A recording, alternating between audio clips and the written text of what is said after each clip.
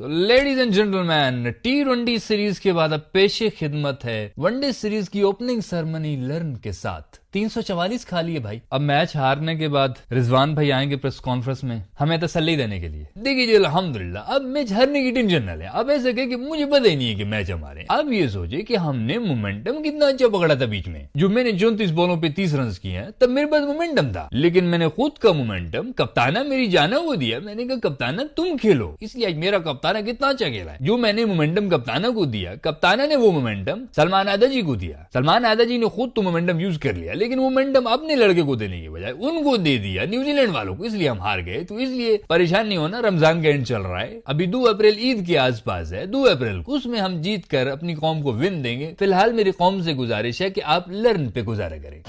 अच्छा यार, न्यूजीलैंड की टीम में सारे उनके नए लड़के थे, 2 ही उनके मेन बंदे थे, मार्क चैपमैन और वो डैरल मिचेल, और वो ही दोनों पेल गए, हमसे वही नहीं काबू है। अगर ये इनकी प्रॉपर टीम होती, केन विलियमसन होता, वो रचिन रविंद्र होता, वो मैट हेनरी होता, वो कॉनवे शॉनवे होता, वो फिलिप्स होता, तो ये तो फिर माशाल्लाह 450 खा लेते आप हैं। और हमारा तो फिर अलग ही सिस्टम है, हम तो वैसे भी मौलाई आदमी, हमारा तो बॉलर ही नहीं था। हमारा इरफान खान न्याजी बॉलर बन गया, वो मार भी खा रहा है, साथ 3 विकेटें भी ले रहा है। तो सही कसम से कंफ्यूज करके रखा हुआ है हमारी आवाम को इन्होंने। अब हमें ना समझ आ रही है वो ठीक किया है गलत किया है। एक तरफ से उसको कोट भी पड़ रही है, दूसरी तरफ से वो विकेटें भी ले रहा है। और बैटिंग में वो आया, पहली बॉल पे आउट होकर चला गया, और मैं बता रहा हूँ ड्रेसिंग रूम में कॉलर ऊपर करके घूम रहा होगा। कोई भी उसकी तरफ अगर गुस्से से देखने की कोशिश करेगा तो ये उल्टा ऊपर से हो क्या वैसे क्या देख रहा है? बॉलर हूं मैं, 3 विकेटें किसने? तुम्हारे बाप ने लिए। तुम्हारे सारे मेन बॉलर्स तो नाकाम हुए, मैं ही 3 विकेटें लेके दिए मैंने तुम्हें, वरना 400 कर देते। वो ऐसे मत देखो कि बैटिंग में पहली बॉल पे आउट हो गया हूं मैं। बड़े आए, जैसे विफ्ती मेनिया भाई कहते हैं ना कि मैं तो टेलेंडर हूं,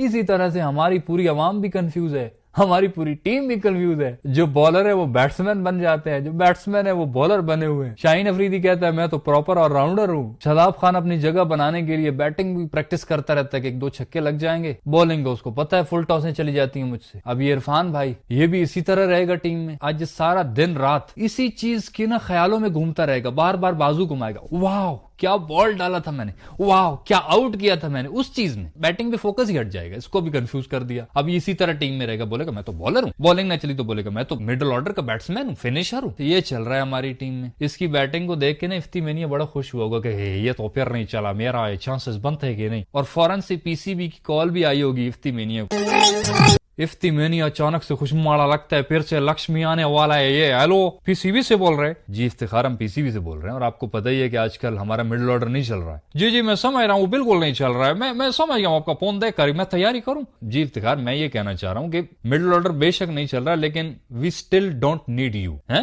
क्या बकवास कर रहे हैं? You still don't need me, आपको मेरा जरूरत नहीं है? जी नहीं है। तो पेरेदार फोन बाजी का रिश्ता देने के लिए किया फोन रख।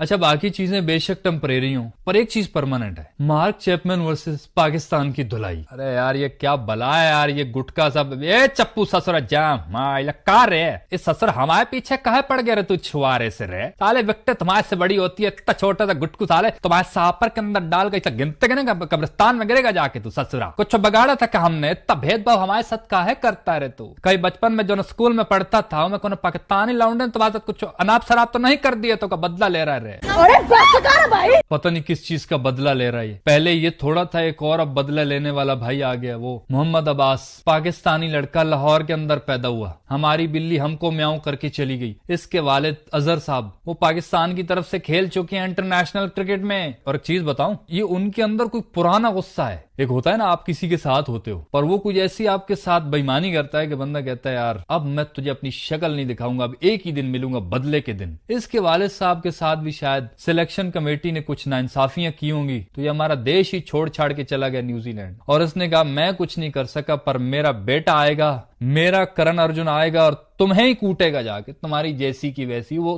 तब से तपस्या कर रहा है, वो तपस्या कर करके उन्होंने अपना बेटे को बड़ा किया, उसको तैयारी करवाई और ला खड़ा किया पाकिस्तान के सामने, और यह पेल दिया उसने पहले ही मैच में। हमें उनका बदला पूरा हो गया, मुझे तो ऐसा ही लग रहा है। आपका, दादा का, भाई का, सबका बदला लेकर तरफ। न जाने ऐसी बदलों वाली मुश्किल सिचुएशन में हम ही क्यों सामने आ जाते हैं भाई। और वही नया लड़का 26 बॉलों पे 52 रन मार गया यार, वो आखिर में इतना इम्पैक्ट क्रिएट किया, उसने इतनी धुलाई की है T20 वाली। और फिर जब बॉलिंग पे आया तो हमारे सबसे बड़े बैट्समैन, हमारे कैप्टन, उसको आउट करके चला गया। लोग सवाल कर रहे हैं रिजवान से कि भाई आपको एक नए बच्चे ने आउट कर दिया, लेकिन रिजवान भाई हमेशा से पॉजिटिव होंगे। वो यही कहेंगे देखिए जी आप ऐसे ना समझिए कि उसने मुझे आउट किया, मैंने उसको खुद विकेट दी है, क्योंकि वो हमारा पाकिस्तानी है अल्हम्दुलिल्लाह, और हम चाहते हैं कि हमारे पाकिस्तानी लोग दुनिया भर में जाके अपनी जगह बनाए, अपना मजबूत किला मजबूत करे। तो अभी उसकी हमने न्यूजीलैंड में जगह पक्की करा दी, अब मोहर लगा दी, अब इंशाल्लाह वो सारी जिंदगी खेलेगा।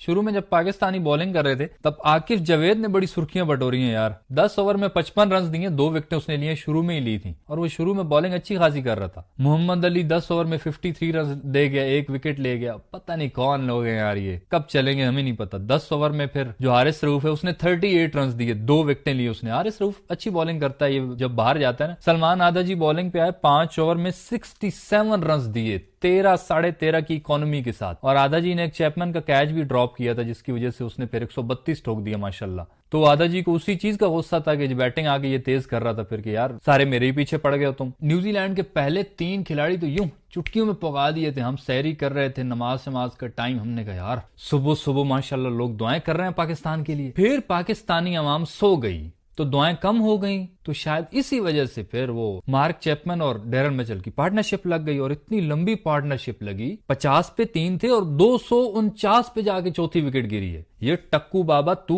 एक चप्पू है, एक टक्कू है, एक तरफ से चप्पू मारता था, एक तरफ से टक्कू मारता था। टक्कू को रोकते थे तो चप्पू चल जाता था, चप्पू को रोकते थे टक्कू चल जाता था। टक्कू चप्पू ने हमारा चप्पू बना दिया, कसम खुदा की। वो टक्कू मिचेल 84 बॉलों पे 76 कर गया। मार्क चैपमैन 6 छक्के 13 चौके, 111 बॉलों पर 132 रन, बत्ती की बत्ती बना के दे गया। वो 345 रन का टारगेट इन्होंने दिया, और ये टारगेट देख के हमें समझ आ गई थी कि हमारे चेस करेंगे हमारे। अब्दुल्ला शफीक आए भाई की किताब थोड़ी सी खुली, 49 बॉलों पे 36 किए, लेकिन ब्रेसवेल की घूमती हुई डिलीवरी ने किताब को बंद कर दिया। फिर उस्मान खान वो 33 बॉलों पर 39 रन बना गया। अब फिर से अगले 20-30 वनडे में ये फिर हमारे सर है। हमारी बैटिंग में एक बाबर की बैटिंग का मजा आया, एक आधा जी की बैटिंग का मजा आया, जो दिल से मजा आया ना। 83 बॉलों पर 78 रन बुरा नहीं होता भाई। अब वही मसला है कि जब अगर एक अच्छा बैट्समैन हो, बाकी ज्यादातर नल्ले हों, दिहाड़ीदार हो, तो क्या करे बेचारा। अब लाजमी है कि बाबर 150 बना के फिनिश करके ही जाता। इसने जब वो 90 बॉलों पे 60-64 किए थे ना, तब हमने भी तनकीद की थी कि ये क्या घटिया बैटिंग करके गया, लेकिन आज ऐसा नहीं था, बहुत अच्छी बैटिंग की है इसने, लेकिन साथ में किसी ने साथ दिया नहीं। तो बाबर आजम पे बात फिर आनी है कि भाई फिनिश ही नहीं करता। बाकी दुनिया के बैट्समैन होते हैं, उनका